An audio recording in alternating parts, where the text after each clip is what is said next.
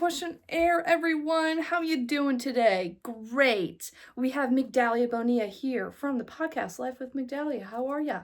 I'm great. Ready to begin these questions? Absolutely. Stunning. What was the exact moment you realized cheating isn't just sex? Cheating can be that emotional thing with other people, just texting another person in hopes of gaining something, like flirting, being emotionally intimate, or some people really like to do this, and I kind of think of it like cheating, is if you constantly get into a fight with your significant other and then you go to said person just to rant and for them to then give you the validation that you're right and kind of fuel you and make you feel emotionally safe in a way that your significant other should be the one to do. Like, friends are different, but I also count that as well. Right. No, yeah, that sucks, yeah. If you were honest with yourself, what type of cheating hurts the most? Physical, emotional, or digital? And why? I think emotional and digital sucks the most because if you're doing a one-time fling or whatever and it was just sex, sure, yeah. Being emotionally involved with someone, that can turn digitally, texting them and, liking all of their photos and whatever because you like what you see in just a sexual and flirtatious way. I think that's really tough. But as for the emotional aspect, emotional is where you can fall in love with somebody and then, you end up leaving your partner. I think that's the most. You are making a conscious choice to text them, to engage with them, to share your emotions, to seek out their support rather than your significant others. And it's just more heartbreaking, at least to me. Right. No, for me, I'd have to go with emotional too. Yeah. If you're being real, were you angry at them or angry that you ignored your intuition for so long?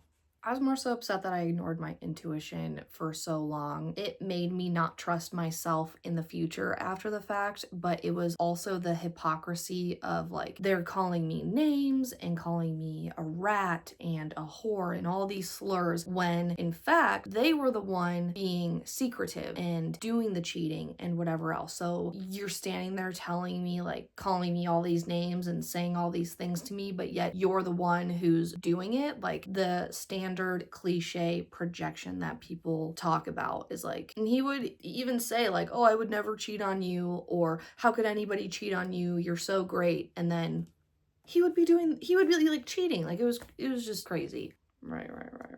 Yeah, pesky intuition. Yeah. How did the betrayal change the way you see yourself? I didn't trust myself for a long time. Everything was nitpicked. I overanalyzed everything. I was how am I supposed to trust somebody again? It was so crazy because here I was in this relationship for 3 years and you're telling me all of these things, and yet you still go out and do those things. It was so weird and crazy that I did not trust myself for the longest time, and I was just not even self-loathing, but it took me a bit to actually I don't know, trust somebody again or even want to get back in the dating world. It was tough. Right. How did you catch them cheating? I had a feeling that he was doing this in the bathroom, and I told this story before, but the girl that he was actually texting and flirting with ended up texting me in December or January of 2022. In 2023, if we're talking January, she was hey, this is so and so, I just want to let you know him and I were talking during this time and I put it together because of your peach shower curtain, and he was texting me or Snapchatting me in the bathroom with the curtain in the background, and then I saw you post on Instagram a picture of you with the same curtain in the back, and it just spiraled into this oh wow. And that's when I really could pinpoint he is not the person that I thought he was, and this is just all been a delusion and a lie, and I ended up taking my rose tinted glasses off shortly after. Right.